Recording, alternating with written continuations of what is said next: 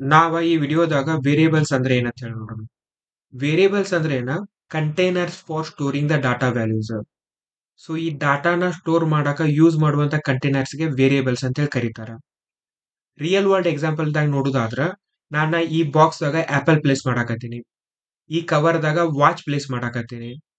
So ಈ apple ಬಾಕ್ಸಿಗೆ ಆಮೇಲೆ ಈ ವಾಚ್ ಕವರ್ಗೆ ಏನಂತ ಕರೀತಾರ ಅಂದ್ರೆ ವೇರಿಯೇಬಲ್ ಅಂತ ಹೇಳಿ ಕರೀತಾರ. ವೇರಿಯೇಬಲ್ ಕ್ರಿಯೇಟ್ ಮಾಡ್ಬೇಕಂತಂದ್ರ ನಮಗ ಬೇಸಿಕಲಿ ಮೂರ್ ಥಿಂಗ್ಸ್ ಬೇಕ. ಒಂದೇದ ಡಾಟಾ ಟೈಪ್. ಸೊ ಈ ಬಾಕ್ಸ್ ಒಳಗಡೆ ನಾನ ಯಾವ ಟೈಪ್ ಆಫ್ ಫ್ರೂಟ್ ಪ್ಲೇಸ್ ಮಾಡಾಕತ್ತೀನಿ, ಆಪಲ್ ಟೈಪ್ ಅನ್ನುವಂತ ಫ್ರೂಟ್ ನ ನಾನು ಪ್ಲೇಸ್ ಮಾಡಾಕತ್ತೀನಿ. ಸೊ ಈ ಕವರ್ ಒಳಗಡೆ ನಾನು ಯಾವ ಟೈಪ್ ಆಫ್ ವಸ್ತುನ ಇಡಾಕತ್ತೀನಿ, ವಾಚ್ ಅನ್ನುವಂತ ವಸ್ತುನ ಇಡಾಕತ್ತೀನಿ. ಸೊ ಅದು ಡಾಟಾ ಟೈಪ್. ವೇರಿಯೇಬಲ್ ದಾಗ ಯಾವ ಟೈಪ್ ಆಫ್ ಡಾಟಾನ ಸ್ಟೋರ್ ಮಾಡಾಕತ್ತೀವಿ ಅನ್ನೋದು ಇಂಡಿಕೇಟ್ ಮಾಡಾಕ ಡಾಟಾ ಟೈಪ್ ನ ಯೂಸ್ ಮಾಡ್ತೀವಿ ನಾವು. Variable name. ಸೊ ನಾವ್ ಇಲ್ಲಿ ನೋಡಿದೀವಿ ಅಂತಂದ್ರ ಈ ಆಪಲ್ ಬಾಕ್ಸ್ ದಾಗ ನಂದು ಆಪಲ್ ಐತಿ, ಈ ವಾಚ್ ಕವರ್ ದಾಗ ನಂದು ವಾಚ್ ಐತಿ. ಸೊ ನಾನ ಆಪಲ್ ನ ಎಕ್ಸೆಸ್ ಮಾಡ್ಬೇಕಂದ್ರೆ ಫಸ್ಟ್ ನನಗ ಆಪಲ್ ಬಾಕ್ಸ್ ಬೇಕ. ಸಿಮಿಲರ್ಲಿ ನಾನು ವಾಚ್ ನ ಎಕ್ಸೆಸ್ ಮಾಡ್ಬೇಕಂದ್ರೆ ನನಗೆ ವಾಚ್ ಕವರ್ ಬೇಕ. ಸೊ ಇದನ್ನ ಎಕ್ಸೆಸ್ ಮಾಡಾಕ ನನಗೆ ಏನಾರ ಹೆಸರು ಬೇಕಲ್ಲ, ಆ ಹೆಸರನ್ನ ಏನಂತಂದ್ರೆ ವೇರಿಯೇಬಲ್ ನೇಮ್. ಇಲ್ಲಾಂದ್ರೆ ಇದನ್ನ ಎಕ್ಸೆಸ್ ಮಾಡಕ್ ಆಗಂಗಿಲ್ಲ ನಿನಗ. ವ್ಯಾಲ್ಯೂ. ವ್ಯಾಲ್ಯೂ ಅಂದ್ರೆ actual watch it self, actual apple it self value ಅಂತ ಹೇಳಿ ಕರೀತಾರೆ. ಸೊ ಒಂದ್ ವೇರಿಯೇಬಲ್ ನ ನಾವು ಕ್ರಿಯೇಟ್ ಮಾಡ್ಬೇಕಂದ್ರೆ 5 ಸ್ಟೆಪ್ಸ್ ನಾವು ಫಾಲೋ ಮಾಡ್ಬೇಕು.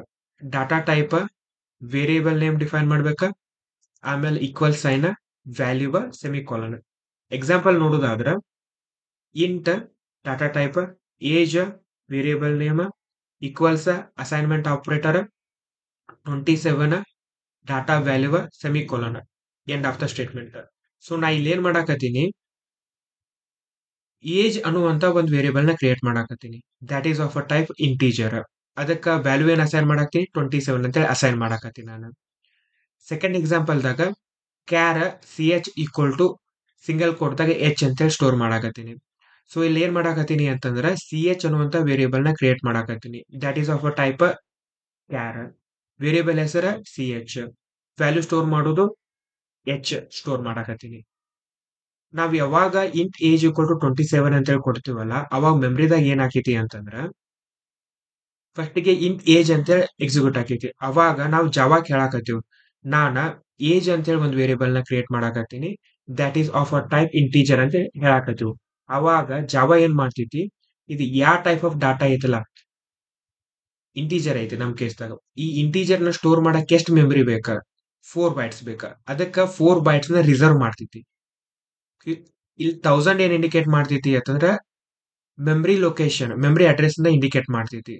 ಸೊ ಜಾವಾ ಏನ್ ಮಾಡ್ತೈತಿ, 4 ಬೈಟ್ಸ್ ಬೇಕ. 1000 ಇಂದ 1004 ತನ ಮೆಮರಿ ಅಲೋಕೇಟ್ ಆಯ್ತ. ಈ ನಂಬರ್ ಏನ್ ಬೇಕಾದ್ರೂ ಇರ್ಬೋದು. ನಾ ಸುಮ್ ಪಿಕ್ಟೋರಿಯಲ್ ಆಗಿ ನಾ ರಿಪ್ರೆಸೆಂಟ್ ಮಾಡಕ್ ಒಂದ್ ರ್ಯಾಂಡಮ್ ನಂಬರ್ ತಗೊಂಡಿನಿ ನಾನು. ಒಂದ್ಸಲ ಇದು ಅಲೋಕೇಟ್ ಆದ್ಮೇಲೆ ನೀವು ಯಾವಾಗ 27 ನ ಏಜಿಗೆ ಅಸೈನ್ ಮಾಡ್ತಿರಲ್ಲ, ಅವಾಗ ಈ 27 ಅನ್ನೋದು ಈ ಮೆಮರಿ ಲೊಕೇಶನ್ ದಾಗ ಸ್ಟೋರ್ ಆಕೈತಿ. ಸೊ ಇದನ್ನ ಎಕ್ಸೆಸ್ ಯಾವ ರೀತಿ ಮಾಡ್ತೀವಿ ಅಂತಂದ್ರ ಏಜ್ ಅನ್ನುವಂತ ವೇರಿಯೇಬಲ್ ನೇಮ್ ಏನ್ ಕೊಟ್ಟಿರ್ತಿರಲ್ಲ ಅದ್ರ ಥ್ರೂ ನೀವು ಇದನ್ನ ಎಕ್ಸೆಸ್ ಮಾಡ್ತೀರಿ. ಸಿಮಿಲರ್ಲಿ ನೀವು ಯಾವಾಗ char equal to char C H equal to single ಕೋಟ್ದಾಗ ಎಚ್ ಅಂತ ಹೇಳಿ ಮೆನ್ಷನ್ ಮಾಡ್ತಿರಲ್ಲ, ಅವಾಗ ನಾವು ಜಾವಾ ಕೇಳಾಕತ್ತೀವಿ. ಸಿ ಎಚ್ ಅಂತ ಹೇಳಿ ನಾನು ವೇರಿಯೇಬಲ್ ಕ್ರಿಯೇಟ್ ಮಾಡಾಕತ್ತೀನಿ. That is of a type char ಅಂತ ಹೇಳಿ. ಅವಾಗ ಕ್ಯಾರ್ ಅನ್ನುವಂತ ಡಾಟಾ ಟೈಪ್ ಎಷ್ಟು ಮೆಮರಿ ಬೇಕು, 2 ಬೈಟ್ಸ್ ಬೇಕ. ಫಸ್ಟ್ ಜಾವಾ ಹೋಗಿ ಅಷ್ಟ ಮೆಮರಿನ ರಿಸರ್ವ್ ಮಾಡ್ತೈತಿ. ಈ ಕೇಸ್ದಾಗ 400 ಇಂದ 402 ತಕ್ಕನ ಮೆಮರಿ ರಿಸರ್ವ್ ಮಾಡೈತಿ.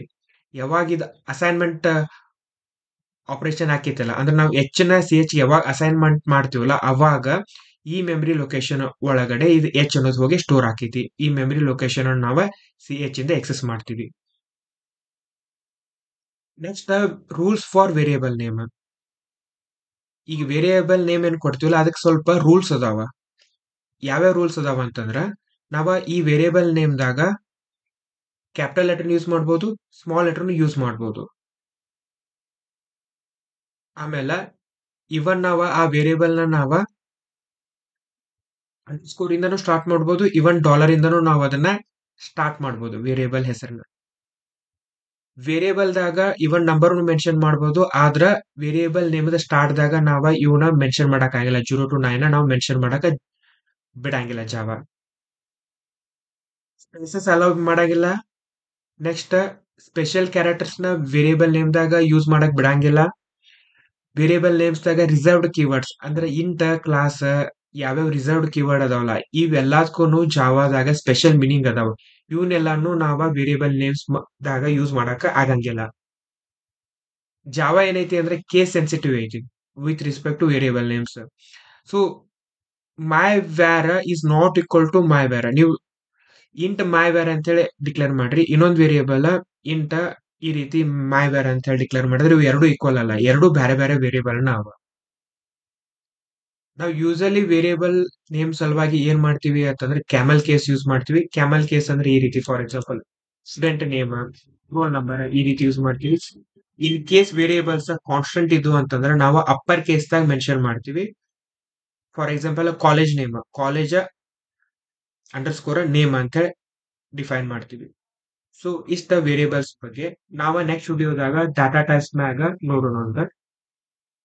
ಡಾಟಾ ಟೈಪ್ಸ್ ಯಾವ್ಯಾವ ಅದಾವ ಅಂತ ಹೇಳಿ ನೋಡೋಣ ಅಂತ. ಸೊ ಈ ವಿಡಿಯೋ ನಿಮ್ಗೆ ಹೆಲ್ಪ್ಫುಲ್ ಆಗೈತಿ, ಹೊಸಾದ್ ಏನಾರ ತಿಳ್ಕೊಳಕತ್ತಿದೀವಿ ಅಂತ ಅನಿಸ್ತಂದ್ರೆ ಈ ವಿಡಿಯೋ ಲೈಕ್ ಮಾಡ್ರಿ, ನಿಮ್ ಫ್ರೆಂಡ್ಸ್ ಜೊತೆ ಎಲ್ಲ ಶೇರ್ ಮಾಡ್ರಿ, ಈ ಚಾನಲ್ಗೆ subscribe agri. Thanks for watching.